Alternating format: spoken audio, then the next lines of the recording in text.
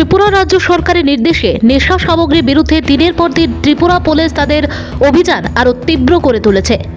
ত্রিপুরার আমবাসা পুলিশ রবিবার সকালে গোপন খবরের ভিত্তিতে আমবাসা থানার ওসি বিশ্বজিৎ দেববর্মার নেতৃত্বে বিশাল পুলিশ ও টিএসআর বাহিনী নিয়ে আসাম আগরতলা ৮ নং জাতীয় সড়কের বেদবাগানস্থিত নাকা পয়েন্টে ওত পেতে বসে থাকলে সাফল্য আসে। এমন সময় আগরতলা থেকে AS01QC 5437 নম্বরের একটি কন্টেনার গাড়ি আসামের গুয়াহাটিতে যাবার পথে গাড়িটিকে চ্যালেঞ্জ চালিয়ে দাঁড় করিয়ে তল্লাশি চালালে উক্ত গাড়িটির ভেতর বিভিন্ন গোপন চেম্বার থেকে 10 প্যাকেটে মোট 160 কেজি গাঁজা উদ্ধার হয়, যার আনুমানিক কালোবাজারি মূল্য 16 লক্ষ টাকার মতন হবে। এই কাণ্ডে গাড়ির চালক সুযোগ বুঝে পালিয়ে গেলেও তাকে ধরতে সবদিকে পুলিশি জাল বিছানো হয়েছে। ত্রিপুরা থেকে ভানুচন্দ্রের রিপোর্ট, আসাম প্রাইম নেটওয়ার্ক।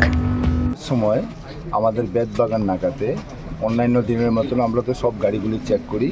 তো 7:30টার সময় একটা আগরতলা থেকে কুমারঘাটের দিকে একটা গাড়ি যাচ্ছিল, এটার নাম্বার ছিল AS01QC 5437 কন্টেনার। তো আমরা সন্দেহে এই গাড়িটাতে চেক করা হয়। চেক করার পরে এটার মধ্যে একটা সিক্রেট চেম্বার ছিল পিছনে, আর ড্রাইভারের যে সিট ড্রাইভারের পিছনে। তো ওইখান থেকে আমরা 10 প্যাকেট গাঁজা রিকভারি করি। প্রত্যেকটা প্যাকেটে 16 কেজি করে, টোটাল 160 কেজি গাঁজা উদ্ধার করা হয়। আর আমরা উদ্ধার করার সময় ওই যে ড্রাইভার ছিল, ড্রাইভার এখান থেকে পালিয়ে যায়। তো টোটাল 160 কেজি গাঁজার বাজার মূল্য প্রায় 16 লক্ষ টাকা। আমরা গাড়ি এবং গাঁজাগুলি সিজ করেছি।